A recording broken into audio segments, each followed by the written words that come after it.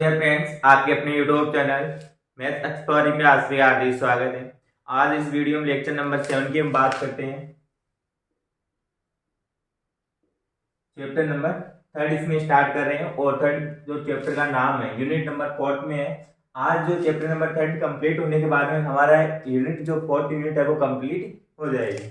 तो आज यहाँ इसमें कंप्लीट हो जाएगी। कुछ अगर एक थ्योरम और है और कुछ क्वेश्चन अलग टाइप के रहेंगे वो और करवा दिया जाएगा लेक्चर नंबर 8 में, यानी कि फिर आपकी यूनिट क्या हो जाएगी, फोर्थ कंप्लीट हो जाएगी।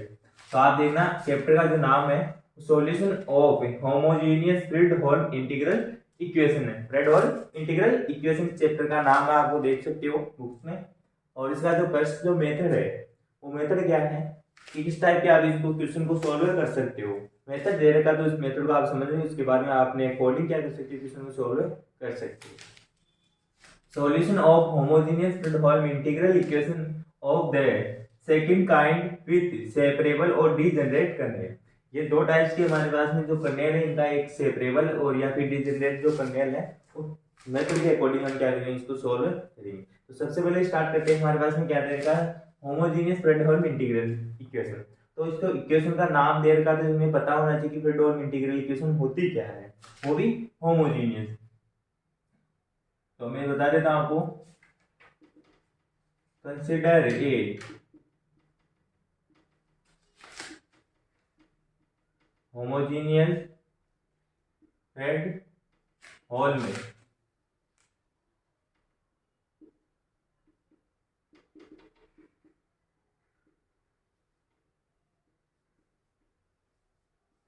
Fluid hall integral equation of the second kind. अब आपको देखना होगा हमारे पास एक होमोजेनियस को अगर हटा दें हम, फ्लूइड हॉल इंटीग्रल इक्वेशन किस टाइप्स की होती है। फ्लूइड हॉल इंटीग्रल इक्वेशन क्या होती है हमारे पास में, phi of x equal to, ठीक है, यहाँ से phi of G of x या फाइव ऑफ दो आप प्रकार से आप क्या ले सकते हो, इक्वेशन ले सकते हो। उस इक्वेशन में क्या रहेगा, जैसे एक बार नॉर्मल इक्वेशन लिख के बताता हूँ, Fredholm integral equation normal क्या होती है, alpha of x equal to F of x plus lambda a से बी। अब इसकी लिमिट रहेगी, फ्लूइड हॉल इंटीग्रल इक्वेशन में यहाँ क्या रहती है, दोनों लिमिट क्या रहती है, इसमें कांस्टेंट रहती है। उसके बाद में लेना K x comma t phi of T D t. ये हमारी जो इक्वेशन है नॉर्मल है Fredholm integral equation. Normal Fredholm integral equation किस टाइप की होती है, alpha of x equal to phi, alpha of x dot phi of x equal to F of x plus lambda, ये क्या है हमारे पास में, लेमडा जो आइगन वैल्यू है ए से बी के x comma t phi of T D t है।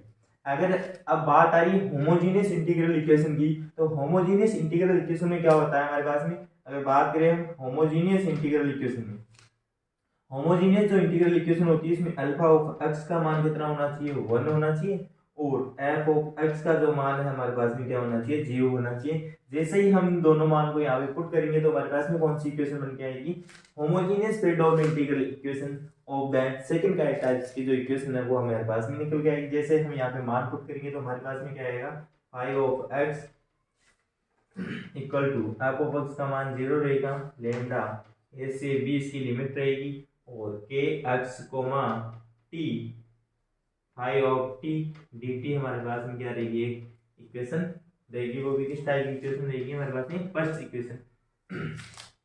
आपको ये लिखने की आवश्यकता नहीं है, अगर आपको ये पता है तब आप डायरेक्ट ये लिख सकते हो, अगर आपको पता नहीं है तो आप ये भी लिख सकते हो।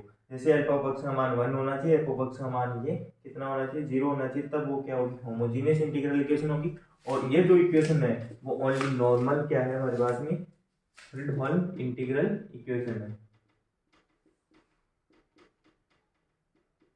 ये हमारे पास में एक नॉर्मल इंटीग्रल इक्वेशन है फ्लूइड हॉल, और इसमें F of alpha of x का मान 1, एफ ऑफ एक्स का मान 0 पुट करते हैं तो phi of x equal to lambda a से बी के x t phi of T D t हमारे पास में क्या रहेगी, homogeneous Fredholm integral equation रहेगी।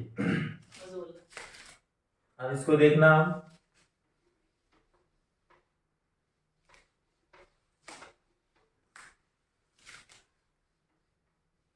प्रॉपरली मैं दोबारा से सी से समझा देता हूँ। अब यहाँ पे हम लिखेंगे, डायरेक्ट में लिख रहा हूँ homogeneous Fredholm integral equation. तो यहाँ से phi of x equal to lambda a से बी के एक्स कोमा टी और five of T D t, equation number 1। अब बात कर रहे हैं हमारे पास में इक्वेशन नंबर 1 होगी, इसके बाद में क्या बोल रहा है इसमें, सेपरेबल और डी जनरेट करने, यानी कि जो सेपरेबल और डी जनरेट करने क्या होते हैं हमारे पास में, तो बाय द डेफिनेशन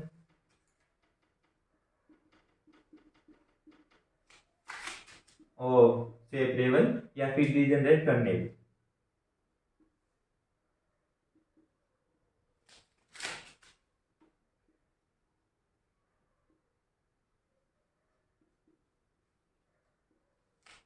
सेपरेबल या फिर डीजनरेट कर्नेल किस टाइप्स के होते हैं तो वो देखना। अब सेपरेबल या डीजनरेट कर्नेल है वो किस टाइप के होते हैं,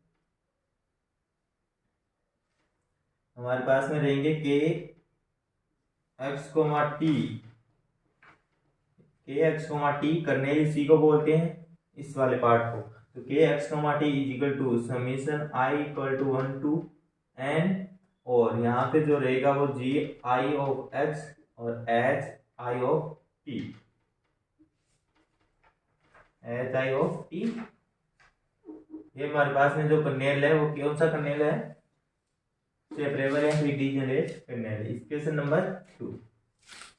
अब ये के एक्स कोमा टी का मान यहाँ हमें क्या करना होगा, पुट करना होगा, ठीक है। तो यहाँ पे देखना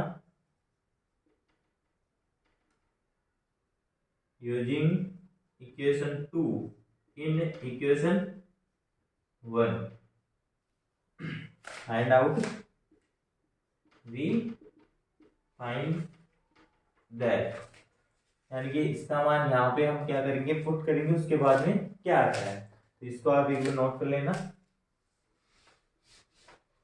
और यहाँ देखना आप आगे phi of x equal to lambda ऐसे बी के x comma t, phi of t equation number 1 में यहाँ पे यूज करेंगे। तो यहाँ क्या मिलेगा हमारे पास में, phi of x equal to lambda a से बी, और यहाँ रहेगा हमारे पास में समीशन। तो इसको हम क्या लिखेंगे, समीशन में summation i equal to 1 to n और g i of x h I of t, ये इतना रह जाएगा। और ये हमारे पास में क्या रहेगा, हमारे पास में phi of T D t हमारे पास में इसका कैसा रहेगा।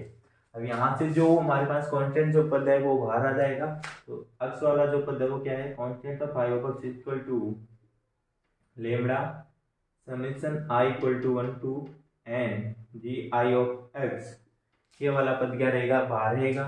और यहाँ से ए से B H I of T और five of T D t, ये क्या रहेगा हमारे पास में अलग रहेगा। अब यहाँ से देखना आपको क्या करना है, इस वाले पद को जो कांस्टेंट रहेगा वो बाहर रह जाएगा, और जो अलग जो पद है इसका हम इंटीग्रेशन करेंगे, उस वाले पद को आप क्या करोगे, लेट करोगे। यानी कि आई दे रखा है तो कितने भी फंक्शन हो सकते हैं इस टाइप के, 2-3 जितने भी होंगे उनका आप लेट करोगे।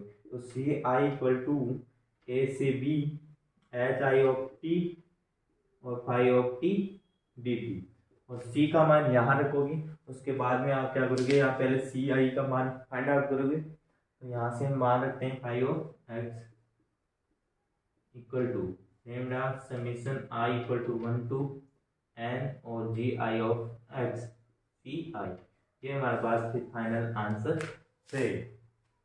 तो यहाँ से आप ये मेथड समझ सकते हो। मेथड में क्या करना, कोई भी अगर हमारे पास में इक्वेशन दिया हुआ रहेगा, वो किस इक्वेशन में दिया होगा, होमोजेनियस फ्री डोल इंटीग्रल इक्वेशन जो टाइप रहेगी उस इक्वेशन में हमारे पास में क्वेश्चन रहेगा इस टाइप में। उसके बाद में हमारे पास जो सेपरेबल जो कर्नेल होते हैं वो किस टाइप के होते हैं, इस टाइप के हमारे पास सेपरेबल कर्नेल होते हैं। उनको आपको अलग अलग क्या करना है, इसको डिवाइड करना है, जिस कांस्टेंट जो पद है उनको अलग करना, और जिसके हिसाब से हम डेरिवेटिव कर रहे हैं वो अलग करना है। हमने सेम ये किया है, यहाँ पे मान पुट करने के बाद में जैसे हमें इक्वेशन करेंगे तो ये मेथड आपके समझ में आ जाएगा। Phi of equal to lambda summation i equal to n ji i of x a से B H I of t phi of T D t रहेगा। फिर यहाँ से सी आई हम लेट करेंगे और यहाँ से हमारे पास में क्या रहेगा, ये मान रहेगा। अब यहाँ से लेमडा का मान, लेमडा क्या है हमारे पास में, आइगन वैल्यू है। लेमडा इक्वल टू क्या है हमारे पास में, आइगन वैल्यू है। और जी आई ऑफ, तो यहाँ पे जो फाइव ले रखा है हमारे पास में फाइव ऑफ एक्स, ये क्या हमारे पास में आइगन फंक्शन रहेगा कॉरस्पॉन्डिंग लेमडा आइगन वैल्यू। उस मेथड के अकॉर्डिंग हम क्वेश्चन को क्या करते हैं, सॉल्व करते हैं। तो क्वेश्चन को सॉल्व करते हैं तो हम देखते हैं सबसे पहले क्या देखेंगे इसमें क्या दे रखा है। Prove that homogeneous integral equation, ये में क्या दे रखा है होमोजेनियस इंटीग्रल इक्वेशन दे रखा है। तो इसमें देख सकते हो अल्फा ऑफ x का मान कितना है, यहाँ पे 1 है, और एफ ऑफ x का मान भी कितना है इसमें 0 है। Phi of x equal to lambda 0 से 1 इसकी लिमिट दे रखी है, वहां पे हमने a से b ली थी, वो लिमिट क्या है यहाँ पे 0 से 1 है। कंडेल क्या दे रखा है हमें 3x माइनस का 2 दे रखा है, और t phi of t dt हमारे पास फंक्शन है, has no eigen value and no eigen function, हमारे पास कोई आइगन वैल्यू एंड कोई भी हमारे पास फंक्शन नहीं है, ये हमें प्रूफ करना है। तो हम देखते हैं इसको प्रूफ। तो सबसे पहले हमारे पास में जो गिवन इक्वेशन है वो क्या लिख सकते हैं हम इसको,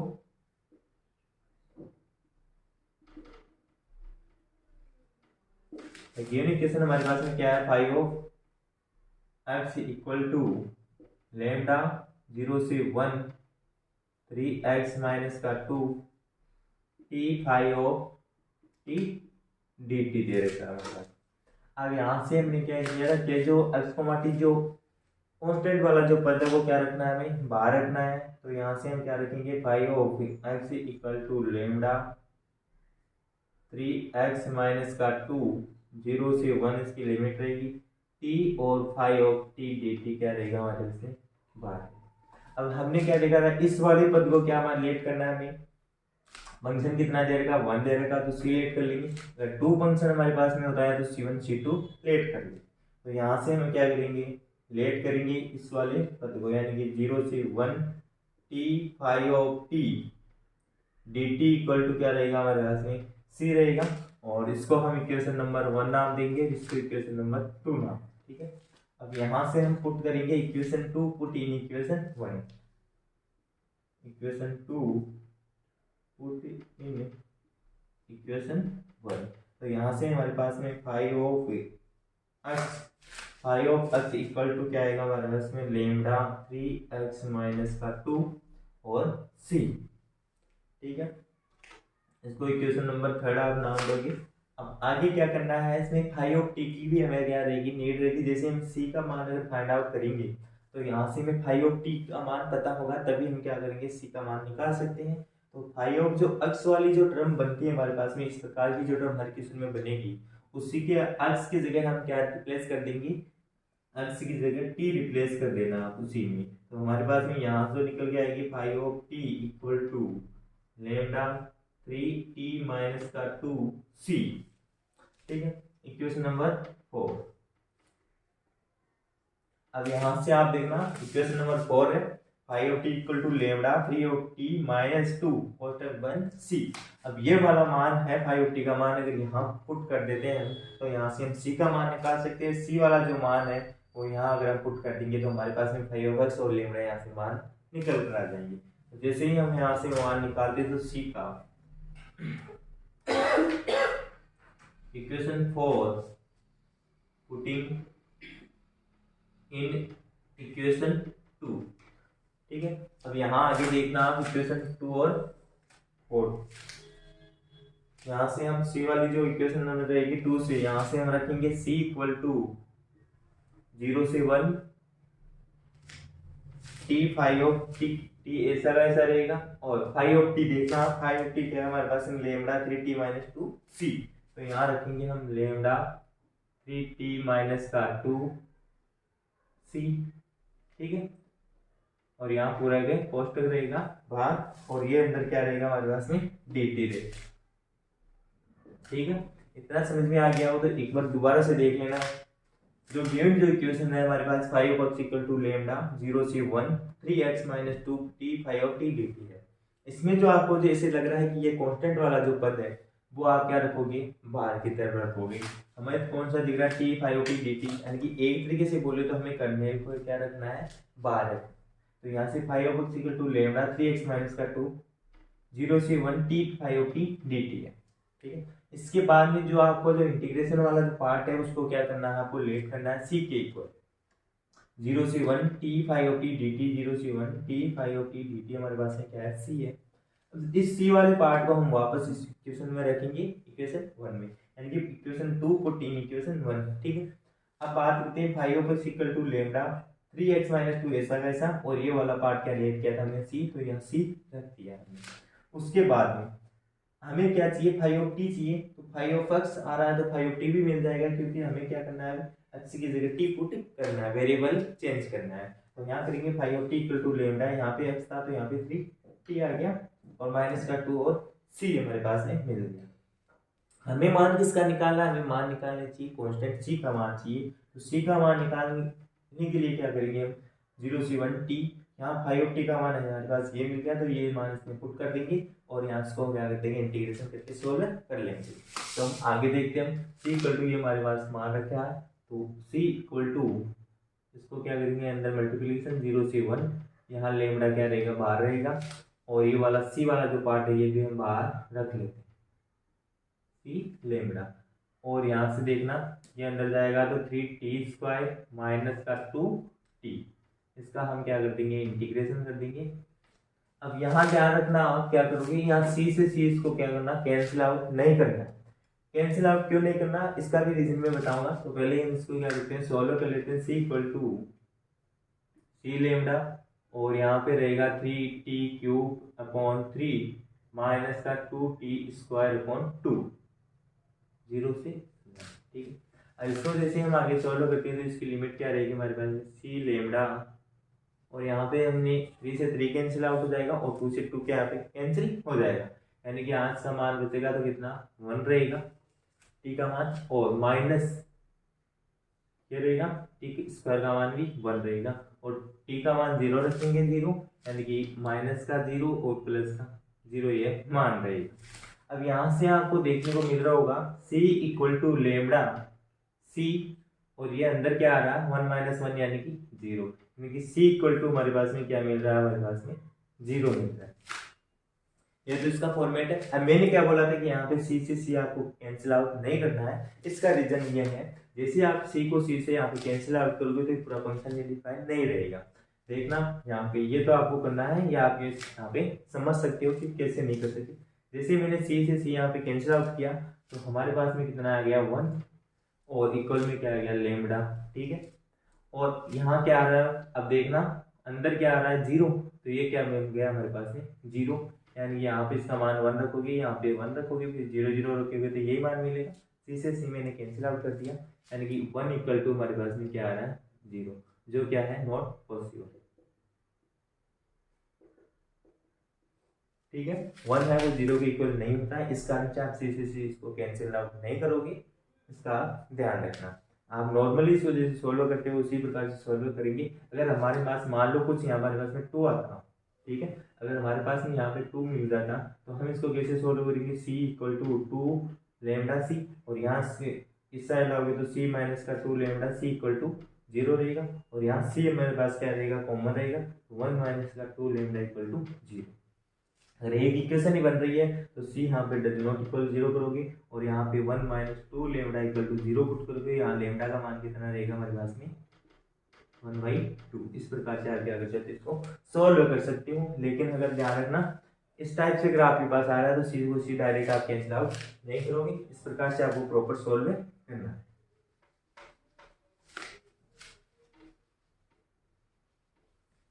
तो अगर हमारे पास में c इक्वल टू 0 आ रहा है तो हम जैसे हमने मान फाइंड आउट किया था वहां रखते हैं, तो यूज इक्वेशन 3, ठीक है, यानी यहाँ रख सकते हो, यहाँ रख सकते हो, एक ही बात है। तो यूज इक्वेशन 3 करेंगे भाई।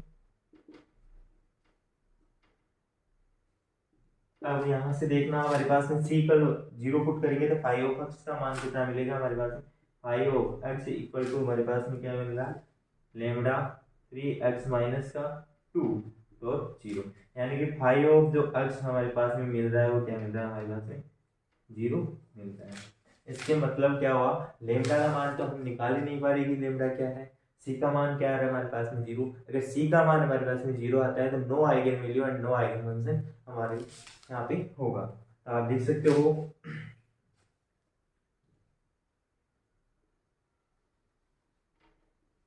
Has for no eigen and no eigen function.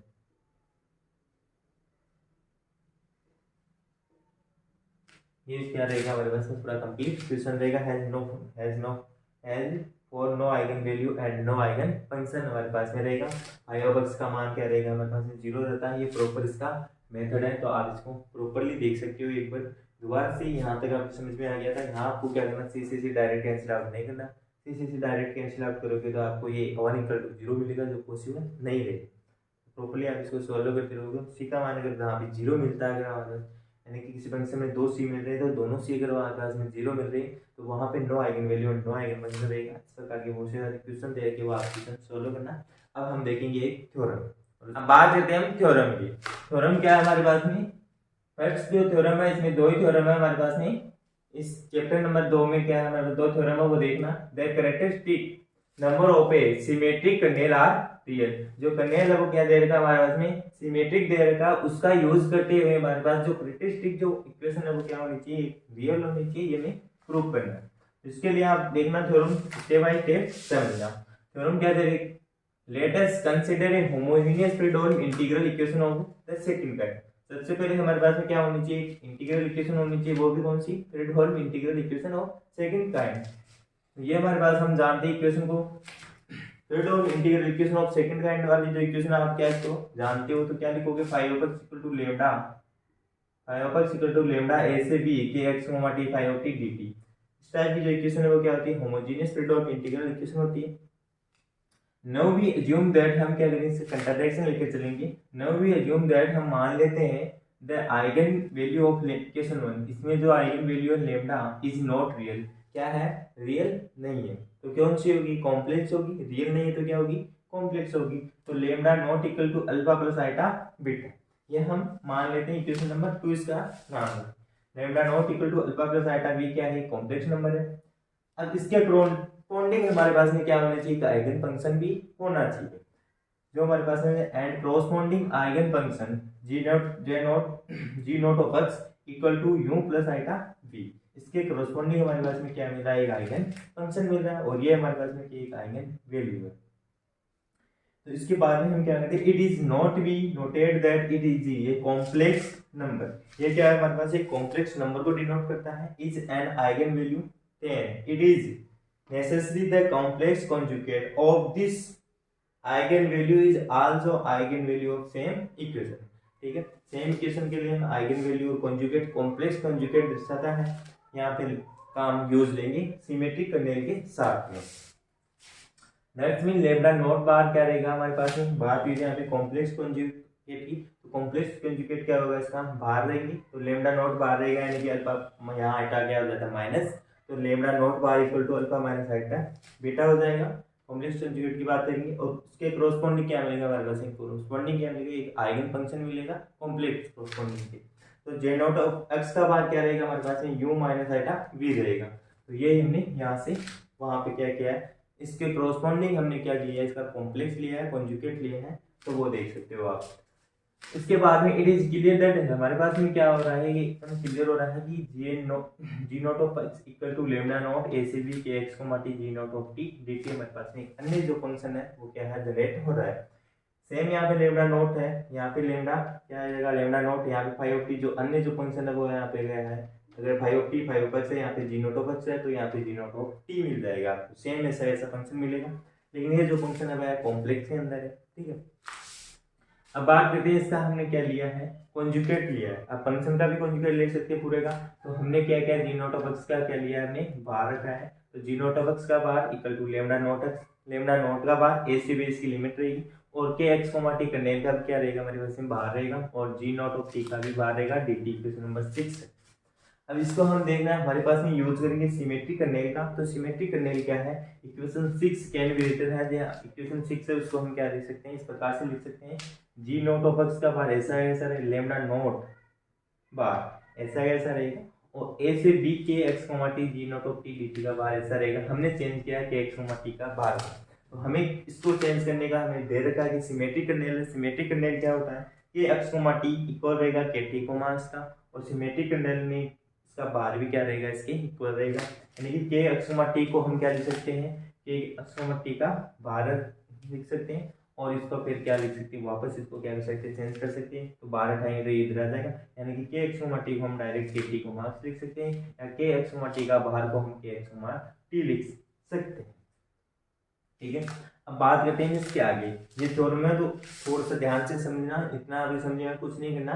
हमारे पास में जो दे रखी है होमोजेनियस इंटीग्रल इक्वेशन लिखेंगे सेकंड में आएंगे, ठीक है।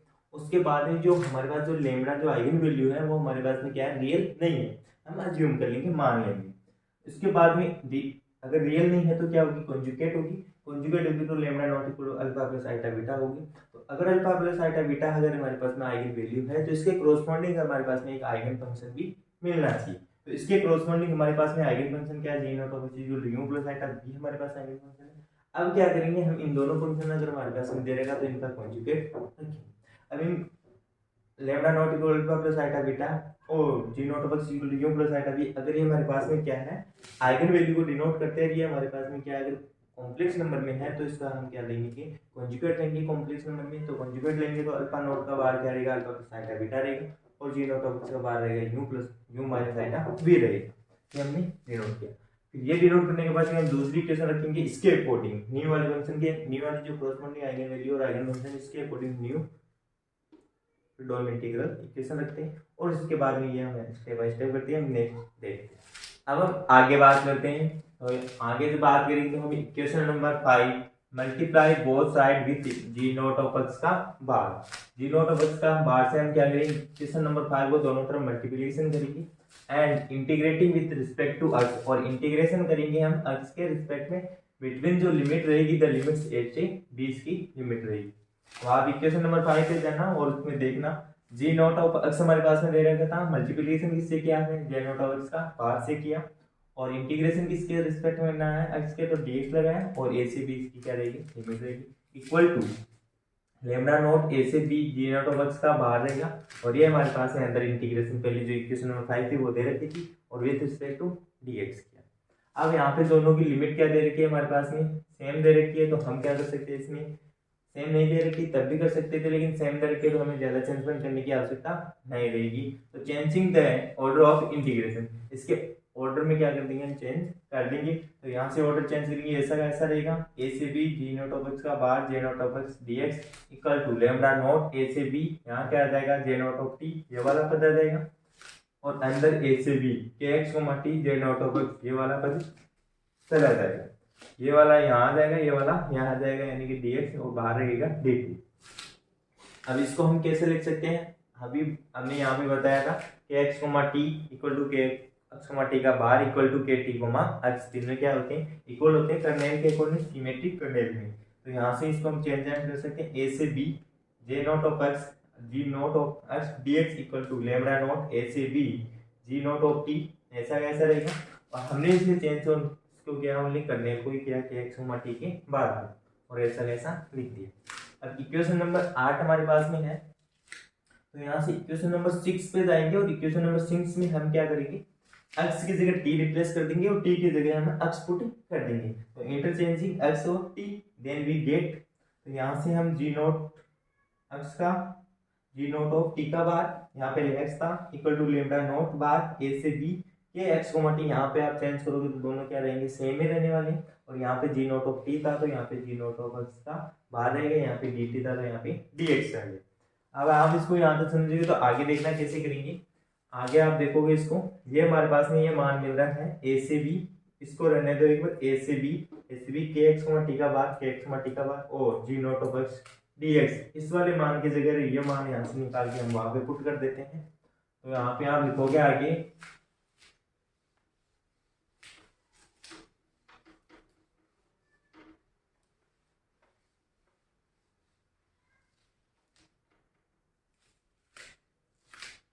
using equation 9 in equation 8, यानी कि इक्वेशन नंबर 9 का मान इक्वेशन नंबर 8 में हम रखते हैं, तो हमारे पास में क्या मिलेगा, a से b और g नॉट ऑफ x का बार और g not of x dx equal क्या रहेगा हमारे पास में, ये ऐसा रहेगा लेमडा नॉट ए से बी और जी नॉट ऑफ टी, अंदर क्या रहेगा हमारे पास में, जैसे हम मान रखोगे यहाँ पे, तो यहाँ पे आप दे सकते हो जी नॉट ऑफ टी का बार और ये वाला पद मैं यहाँ रख देता हूँ। इस प्रकार से अगर लेमडा नोट का बार, तो यहाँ देखना ये वाला पद ऐसे कैसा मिल रहा है, तो यहाँ हम क्या कर देंगे, dot G note of T का बार अपॉन लेमडा नोट का बार, ऐसा मिल रहा है। और यहाँ क्या रहेगा, ये मान हमने इतना ट्रांसलेट कर दिया, तो यहाँ पे क्या रहेगा डी टी। अब यहाँ इसको मान तो अंदर इस साइड मल्टीप्लिकेशन करने पर हमारे पास में लेमडा नोट का बार, और इस वाले को डायरेक्ट आप क्या कर सकते हो, चेंज कर सकते हो, या तो आप इसको चेंज कर सकते हो या इसको वेरिएबल को। यहाँ पे एक्स, यहाँ तीनों जगह एक्स है, तो हम इसको क्या कर सकते हैं, वेरिएबल टी से रिप्लेस कर सकते हैं। तो जैसे ही हम यहाँ पे टी से रिप्लेस करेंगे तो ए से बी, और इसको भी हम लिख सकते हैं दोनों को एक तरफ, तो जी नोट ऑफ एक्स और जी नोट ऑफ, सॉरी यहाँ पे टी रख देते हैं टी, और यहाँ पे टी नोट बार रहेगा डी टी रहेगा, दोनों वेरिएबल सेम है, और equal to lambda not A से B G note of T और जी नोट ऑफ टी का बार डी टी। जैसे हम यहाँ क्या रखेंगे, इन दोनों में से कॉमन रखते हैं, यहाँ से देखना ए से B G note of T और जी नोट ऑफ टी का बार, ए से B G note of T G note of T का बार, दोनों में से क्या आएगा, कॉमन मिलेगा, तो इसको इस साइड लेकर आते हैं, तो यहाँ से g note of minus lambda naught और लेमडा नोट का बार रहेगा, और ये क्या आ जाएगा हमारे पास में कॉमन वाला पार्ट, ए से B G note of T और जी नोट ऑफ टी का bar D T equal to क्या रहेगा हमारे पास में, जीरो रहेगा। अब ये वाला जो फंक्शन है वो जीरो होने के लिए क्या होना चाहिए, या तो लिमिट जीरो होनी चाहिए या फिर फंक्शन जीरो होना चाहिए। अब फंक्शन यहाँ पे जीरो होगा नहीं, फंक्शन क्या दे रखा है, सिमेट्रिक है यहाँ पे,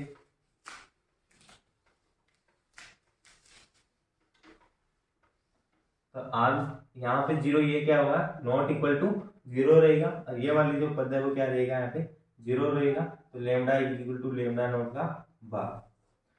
तो ये क्या है हमारे पास में, अब अगर लेमडा, अगर यहाँ पे रियल और कॉम्प्लेक्स दोनों क्या इक्वल आ रही है, तो यानी कि जो कॉम्प्लेक्स वाला जो पार्ट है वो क्या है, एक तरीके से रियल ही है। इसी प्रकार की थ्योरम हमने एमएससी प्रीवियस ईयर के अंदर भी पढ़ी थी, यूनिट नंबर 3 में, तो वहां से भी आप इसको देख सकते हो। तो यहाँ से हम क्या बता देंगे, तो हमारे पास characteristic number of a symmetric kernel है वो क्या है, एक तरीके से रियल है, ठीक है। और ये वीडियो अपने फ्रेंड्स को भी शेयर कर देना, और वीडियो अच्छा लगे तो लाइक और चैनल को सब्सक्राइब जरूर कर लेना, और कमेंट बॉक्स में जरूर बता देना कितना आपके समझ में आ रहा है। कुछ डाउट होता है तो कमेंट बॉक्स में आप पूछ सकते हो। All the best.